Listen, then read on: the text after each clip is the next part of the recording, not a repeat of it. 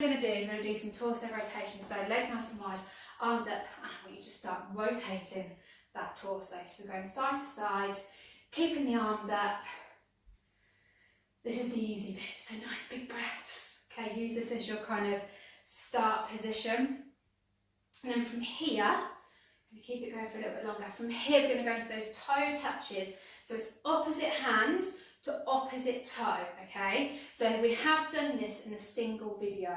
So from here, we're going to go 3, 2, 1. So we're going to have arms out and we're going to switch. So opposite hand to opposite toe. Now, you don't have to do it as fast as me. You can go faster if you really want to, or you can just slow it down. So it's really up to you in how you use the time. By all means, make sure you pause the video and you can then go back and have a look.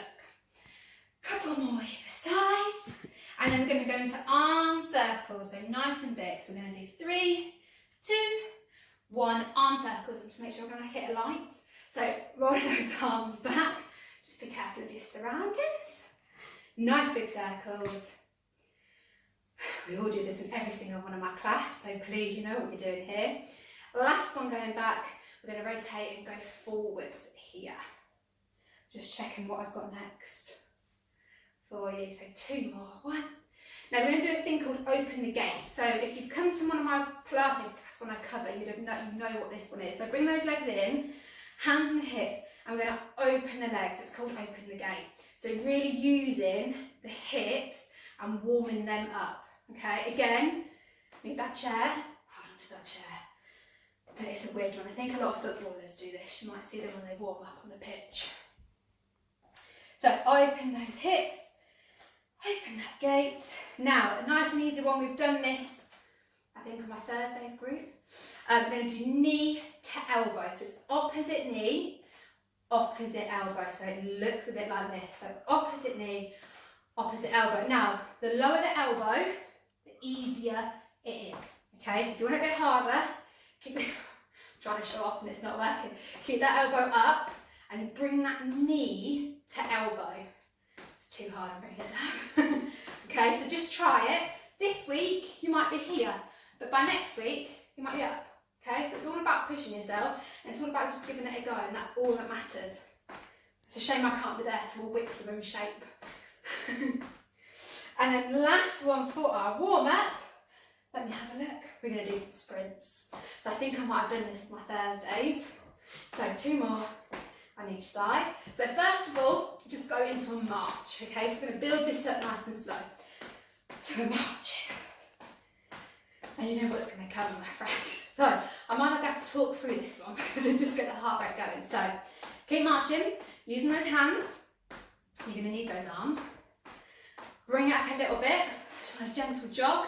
So the heels are coming up, my toes kind of stay on the floor, so it's a nice bounce. Again, use the arms, you're going to use that driving force. You can hear my breath already going. Bit faster, so just bring it up a little bit more. This is where I'm going to stop talking in a minute because I'm going to go full sprint. So for full sprint, pump the arms, pump the legs, head goes down. Really concentrate, see how fast you can go, but don't keel over on me, okay?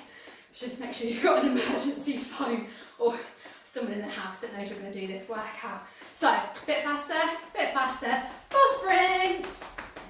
Keep it going, keep it going, keep it going. 10, 9, 8, 7, 6, 5, 4, 3, 2, 1. Back to that march. So, big breath in, big breath out. Just keep marching. It's a hard one. Big breath in and out. We're going to try and get through the rest of this workout together.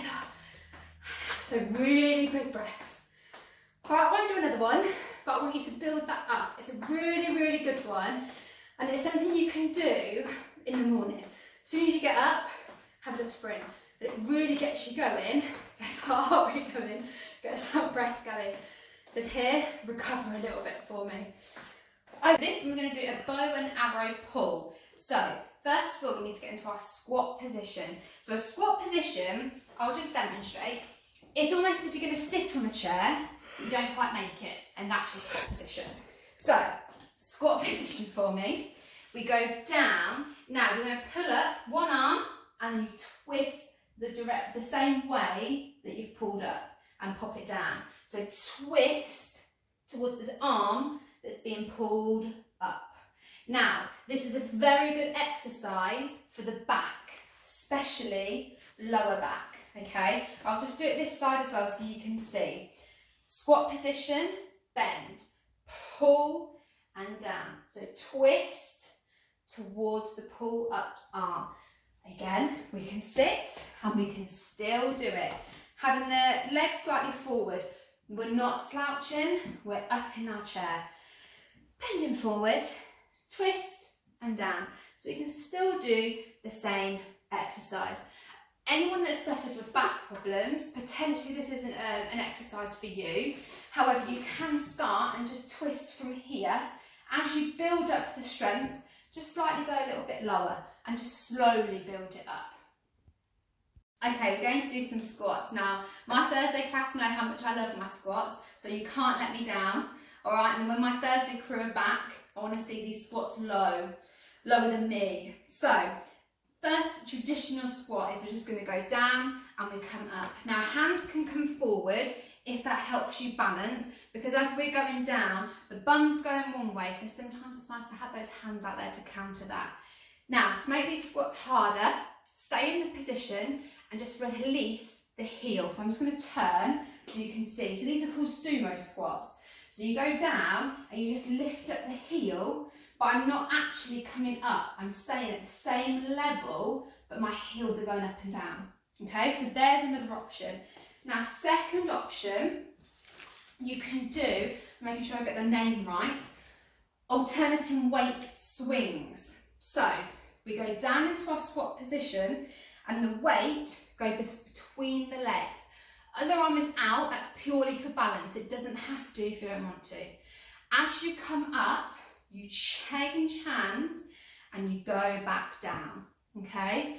Up, change, down. Now, the slower you do this and the more controlled is better. We don't need to be doing this because that won't work anything. I'm just going to show you this way as well.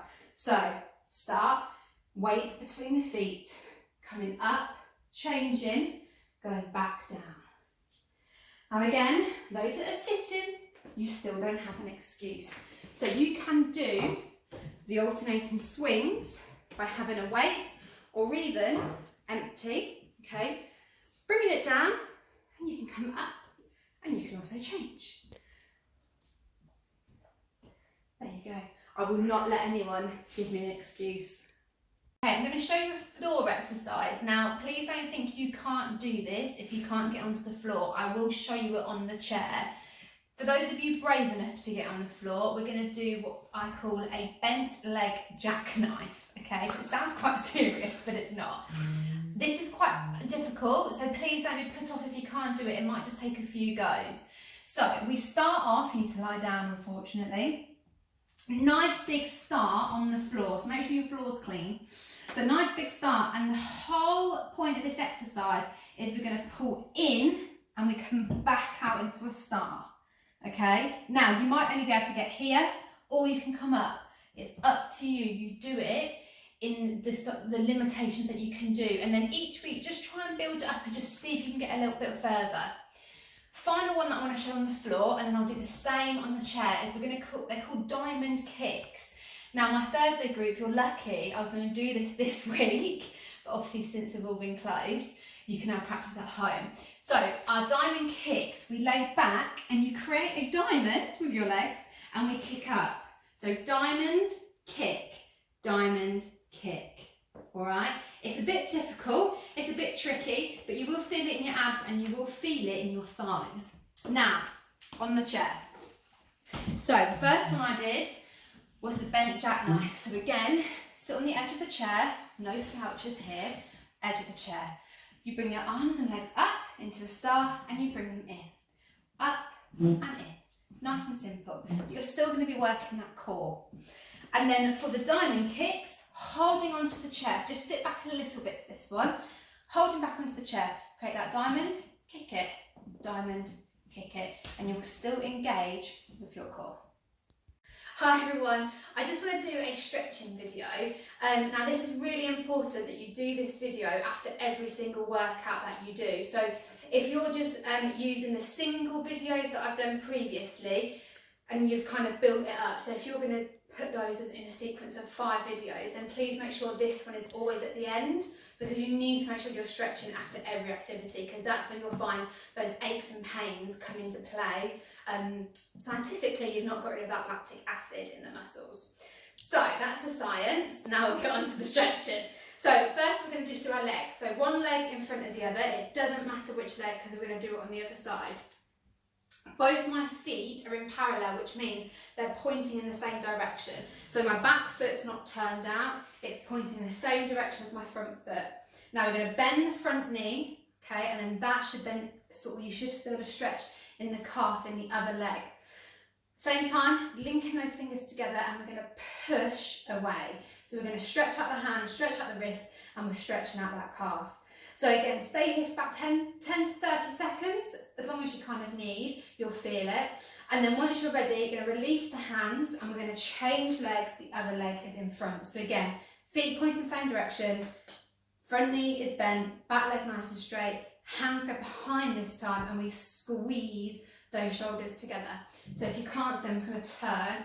So if you can't feel that stretch, bring the arms up, and then you should feel it in the shoulders. So just kind of work out where you need to be. Again, release the hands. We're going to change legs this time. The heel goes down, the toe is pointing up. We're going to bend the other leg, the supporting leg. Hands go onto the supporting leg. We're not putting hands on the knees because we don't want to put any pressure on those knees. They're staying on the quads. To develop this stretch, just make it go further, have the one hand going down to the toe. So make sure you have your balance. And again, that will increase that stretch at the back of that calf. If you really want to and show off, try and get behind the foot. If I can't, if you really want to show off, head onto knee. All right? So other leg, I'm going to do it this side for you. So heel goes down. We're going to bend the other leg so the hips go back, hands go onto the bent knee. So again, making sure we've got our balance. If you want to, take it down to the foot, and that will increase that stretch. Now to get balance here, what you need, because our head's going forward, the more you push your hips back, you will stabilise your balance, because then you're going in sort of 2 directions with your weight. Perfect. Now we're going to do arms. So one arm's going to go across, and we're going to pull it into our body. So again, here, we're not holding at the elbow, and we're not holding at the wrist. Don't put pressure on those joints. You're holding your forearm, and you're pulling that back. And again, other arm, forearm, and pull that into the body. Okay? Not on the elbow, not on the wrist. No damage in joints. Last one, we're going to bring the arm up onto the shoulder, other hand on the elbow, and we're going to pull that back. And again, you'll feel that stretch going down here. Again, don't think, oh, my arm needs to go back up. You might only be able to put it here. It's not a problem. And I'm going to do it one more time. I'll show you from the back. So here, my hands on the back of the shoulder, hand on the elbow, and I'm pushing it back. So I'm trying to kind of crawl my hand down here and feel that. If you really want to show off, try and see if you can, here we go, link arms. It's a little test for you. Finally, last thing I want you to do is I'm going to stretch that back. So I want the arms all the way up. We're going to go over to the side, doesn't matter which side, but you should again feel that opening there. We're going to go to the front, so we're going to go into a flat back position, hence the flat back. So we're here, and then we're going to go up onto the other side. Again, really pull and stretch that out. So like I said, please do them every time that you've done some exercise, and it will really help repairing those muscles.